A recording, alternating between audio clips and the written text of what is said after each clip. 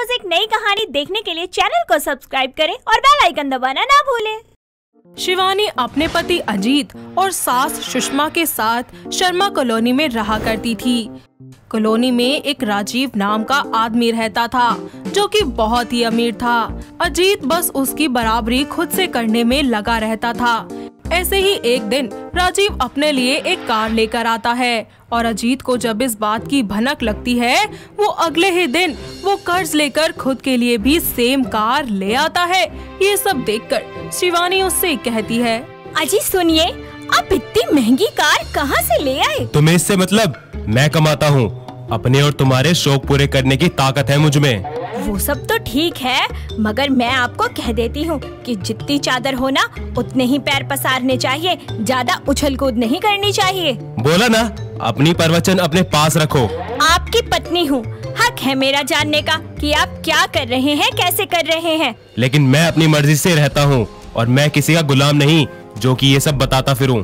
ऐसे ही कुछ दिन के बाद राजीव अपने लिए एक महंगी बाइक लेकर आता है और ये सब देखकर अजीत भी कहीं न कहीं से पैसे जमा करके अपने लिए वही सेम महंगी बाइक लेकर आता है।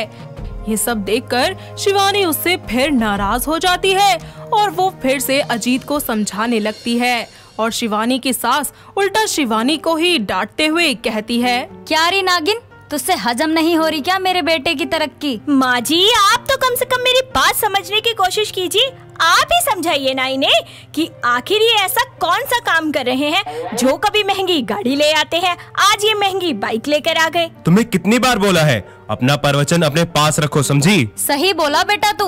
और तू क्या चाहती है कि मेरा बेटा अपने शौक पूरे ना करे? माँ जी, कहीं ऐसा ना हो कि आपका इनकी हाँ में हाँ मिलाना एक दिन हम सबको भारी पड़ जाए। हाय राम जी, अरे ये कैसी बैल बुद्धि सी बहू मिली है मुझे। बैल बुद्धि मैं नहीं बल्कि आपका बेटा है। अरे लोगों की देखा देखी हमें नहीं करनी, लोग भाड़ में जाएंगे तो क्या हम भी भाड़ में चले जाएंगे, लेकिन इनको कौन समझाए, जैसा बेटा वैसी माँ। बहुत बोलना आ रहा है ना तुम्हें। ऐसे ही कुछ दिनों के बाद शिवानी के घर पर राजीव की पत्नी का बर्थडे इनविटेशन आता है। आसपास के सभी लोग, अजीत भी अपने परिवार के साथ उनके घर जाता है। वहाँ राजीव की पत्नी ने बहुत ही महंगा लहंगा पहना होता है। हर तरफ बस उसके लहंगे की ही बातें हो रही होती है। ये सब देखकर अजीत अपने मन में सोचता है, मैं इससे भी ज्यादा महंगा लहंगा लेकर आऊंगा अपनी पत्नी के लिए, तब भी इस राजीव से भी ज्यादा तारीफें मिलेंगी लोगों की मुझे। तभी वहाँ पर शिवानी आती है और उससे कहती है, वाह कितना अच्छा इंतजाम किया है राजीव जी ने, और इनकी पत्नी का लहंगा तो बहुत ही ज्यादा खूबसूरत है। चिंता मत करो, मैं तुमको इससे भी ज्यादा महंगा लहंगा ला कर दूंगा। मैंने तो ये बोला ही नहीं कि मुझे लहंगा चाहिए। आप लहंगा और उसकी कीमत देख रहे हैं और मैं हमेशा तोहफा लेते या देते हुए आपका प्यार देखती हूँ। हाँ हाँ, अब जो भी दूंगा प्यार से दूंगा। ऐसे ही कुछ समय के बाद शिवानी का बर्थडे आ जाता है। अजीत बहुत ही ज्यादा महंगे होटल में उसका बर्थडे सेलिब्रेट करता है और उसके लिए एक बहुत ही महंगा सा लाल लहंगा भी लेकर आता है। उस लहंगे में हीरो के स्टोन लगे होते हैं। सभी लोग अजीत का अरेंजमेंट देखकर और उसकी पत्नी का लहंगा देखकर राजीव से उसे कंपेयर करते हैं। यह सब देखकर अजीत को बहुत खुशी मिलती है और वो मन ही मन सोचता है, आज बहुत खुशी मिल रही है मुझे, इस राजीव को खुद के नीचे देखकर सुकून सा मिल रहा है मुझे। तभी वहाँ पर शिवानी आती है और उससे कहती है, अजीत सुनिए, मुझे कुछ ठीक नहीं लग रहा। आखिर आप इतना महंगा लहंगा कहाँ से ले आए? तुम्हारा फिर से शुरू हो गया।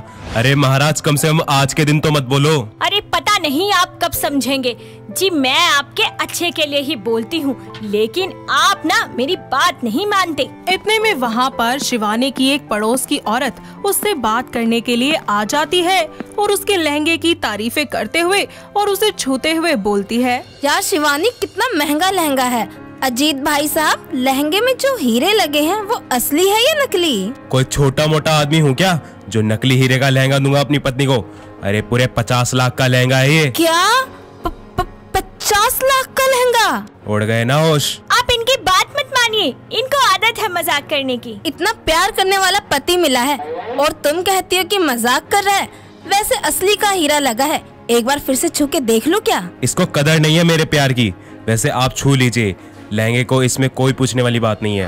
वो औरत एक बार फिर से लहंगे को छूती है और शिवानी और उसके लहंगे के साथ कॉलोनी के बहुत सारे लोग पिक्चर्स को भी क्लिक करवाते हैं, साथ ही उन्हें सोशल मीडिया साइट पर भी अपलोड कर देते हैं। ऐसे ही कुछ दिन बीत जाते हैं और शिवानी के घर में बैंक का नोटिस आता है जिसमें लिखा होता है कि अजीत जी के लिए हुए लोन का समय खत्म हो चुका है और अगर उन्होंने अगले 24 घंटे में लोन नहीं चुकाया तो उन्हें अपना मकान खाली करना होगा।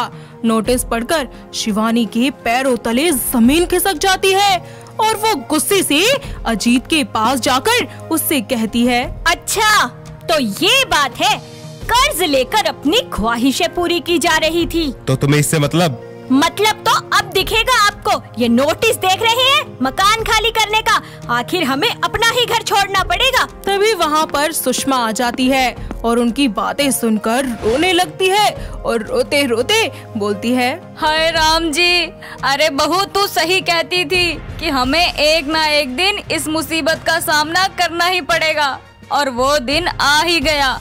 अब हम कहाँ जाएंगे? माँ जी, अगर समय रहते आपने इन्हें समझा दिया होता ना तो शायद हमारे नसीब में ये दिन न होता। मुझसे बहुत बड़ी भूल हो गई, मुझे कुछ समझ नहीं आ रहा, मैं क्या करूं? और कहाँ जाएंगे? घर खाली करेंगे और किराए पे जाएंगे। सभी लोग वो घर खाली करके किराए पर रहने लगते हैं। कुछ ही दिनों के बाद उनके घर में पुलिस आती है और अजीत को 2 थप्पड़ मारते हुए बोलती है, तू ही है ना अजीत? हाँ, पर आप मुझे मार क्यों रहे हैं? ओ बेटा, इतना भोला बन रहा है जैसे कुछ जानता ही नहीं है। तुझे सब पता है हम यहाँ क्यों और किस लिए आए हैं। जी देखिए, मैं कुछ नहीं जानता, आप साफ साफ कहिए कि हम जैसे शरीफ लोगों के घर आकर ये दंगा क्यों कर रहे हैं आप? ओ बेटे, तेरी शराफत के तो जग जहां में पर्चे बट रहे हैं, झूठ की दुकान है तू। तभी वहाँ पर शिवानी आ जाती है और पुलिस से पूछती है, क्या हुआ? आप इनसे ऐसे क्यों पेश आ रहे हैं? आपके पति ने एक शोरूम से 50 लाख का लहंगा चोरी किया है। जी आप ये क्या कह रहे हैं? मेरे पति चोरी नहीं कर सकते, आपको कोई गलतफहमी हुई है। मैडम जी, गलतफहमी तो आपको है, हमें तो खुशफहमी हुई है, वो भी पूरे सबूतों के साथ। लो जी, एक बार आप खुद भी अपने पति का कारनामा देख लो, फिर आपको भी दुखफहमी हो जाएगी।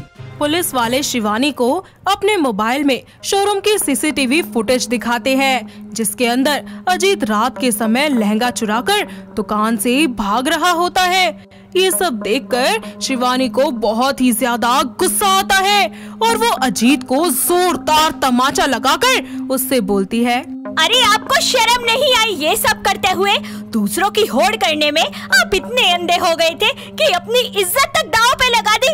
अरे अब हमारे पास क्या रह गया? न घर न पति, कुछ नहीं बचा मेरे पास। इंस्पेक्टर साहब, ले जाइए इन्हें और इनकी अच्छे से पिटाई कीजिए जब तक इनकी अकल ठिकाने न आ जाए। अब मुझे माफ कर दो, मुझसे बहुत बड़ी गलती हो गई। पुलिस अजीत को ले जाकर जेल में बंद कर देती है तो वहीं अजीत को भी अपनी गलती का एहसास हो जाता है।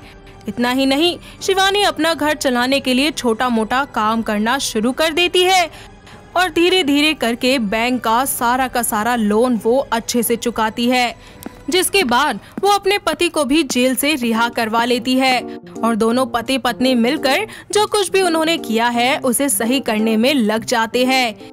दोस्तों, अगर आपको ये कहानी पसंद आई तो इसे लाइक करें, शेयर करें और कमेंट करके बताएं कि कहानी में आपको सबसे अच्छा क्या लगा।